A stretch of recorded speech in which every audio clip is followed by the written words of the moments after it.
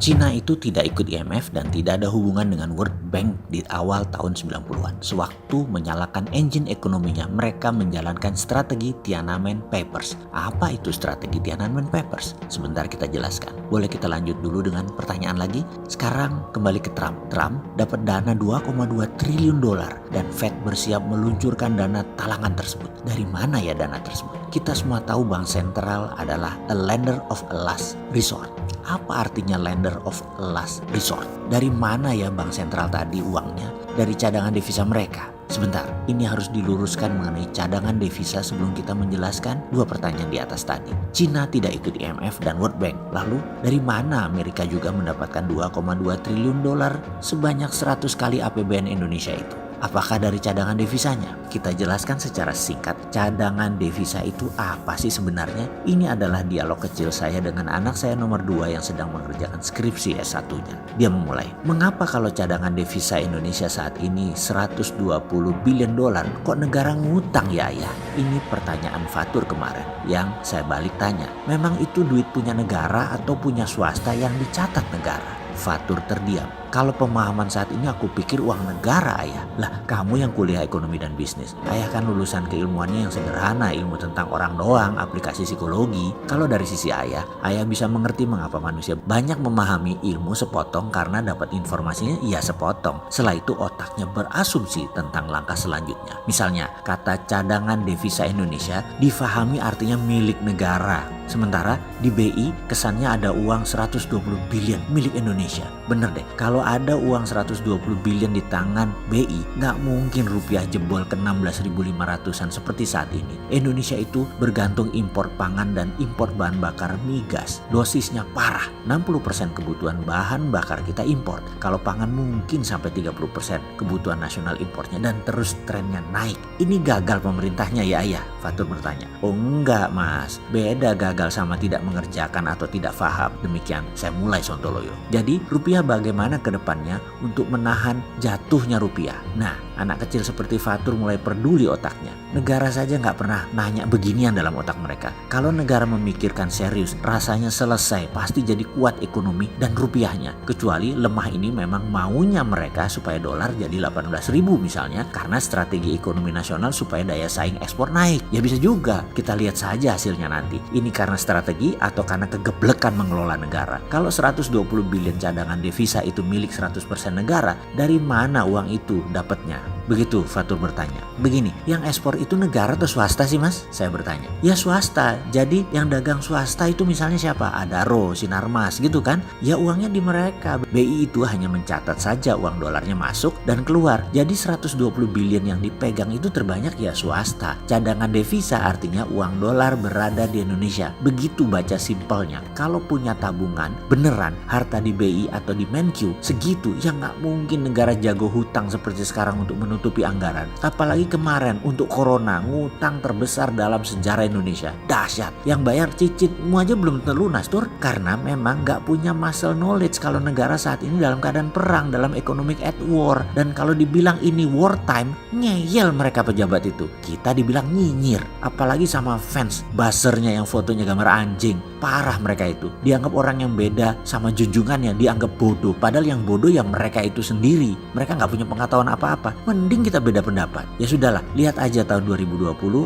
dan 2021 ini. Kapal miring jalannya kapten. Lalu bagaimana membuat rupiah menguat ayah? Demikian Fatur balik bertanya ke awal. Saya jawab, ada cara perlahan, ada cara cepat. Cara perlahan lebih benar dan kuat. Karena bukan cara pemadam kebakaran. Dan cara cepat bukan intervensi pasar seperti buang garam ke laut itu namanya. Pertama kita petakan, kemana dolar keluar setiap harinya. Beli BBM dan beli pangan oleh negara. Beli bahan baku produksi dan import barang dagangan konsumtif itu swasta. Itu dana yang butuh dolar harian yang terbesar. Mungkin 95% lari dolarnya ya ke hal itu. Jadi kita mulai dari BBM. Bagaimana supaya kita tidak impor BBM? Nah ini kita membangun yang namanya strategi nasional untuk energi. Strategi nasional 10 tahun ke depan. Kalau saat ini lucu, malah disiapkan refinery pemurnian minyak yang dimana pikirannya adalah bahan mentahnya impor. Otaknya impor terus. Hebatnya lagi, gak dibangun-bangun kilang minyak tersebut. Hingga sampai saat ini kita impor BBM jadi, bukan crude. Kebijakan nasional bahwa Pertamina satu-satunya perusahaan yang boleh jual beli minyak itu harus diubah. Semua swasta nasional boleh. Negara memajakin saja. Saat ini Pertamina lembaga yang sangat tidak efisien dibandingkan dengan Petronas yang sumber bahan bakunya 1/10 Indonesia.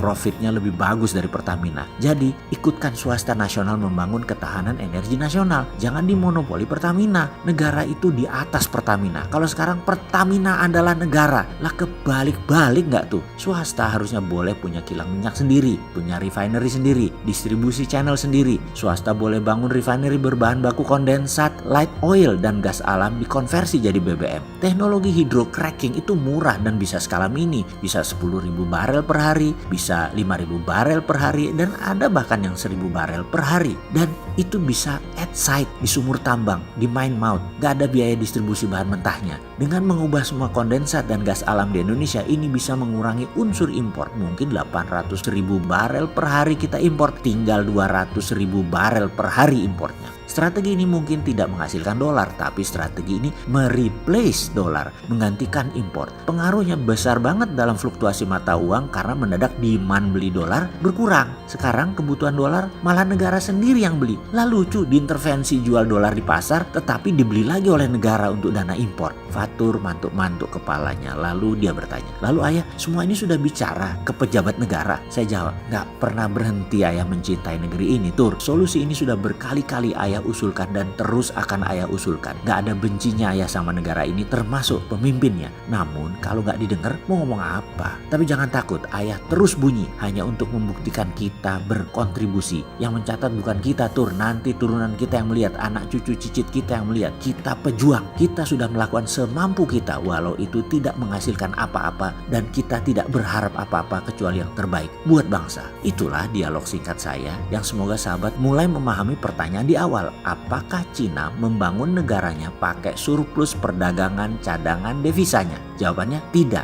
karena waktu mereka memulai membangun tahun 1989 di awalnya, di mana Deng Xiaoping saat itu berkuasa, mereka tidak punya uang sama sekali dan tidak ngutang seperti Indonesia. Apa pakai FDI, Foreign Direct Investment seperti kita? Ya enggak lah, siapa yang mau invest di negara komunis otoriter di tahun 90-an itu? Lalu pakai apa? Mereka bangun pakai MMT. Gurunya para politbiro Cina adalah Michael Hudson, guru besar dari Missouri University yang mengajarkan MMT di Peking University. Termasuk Xi Jinping, presiden seumur hidup Cina dan pemimpin PKC Cina saat ini adalah murid beliau. Oke, sebentar. Sudah mulai paham kan? Apa masih mau dijelaskan lagi? Kalau Amerika bagaimana? Lah kok panjang ini?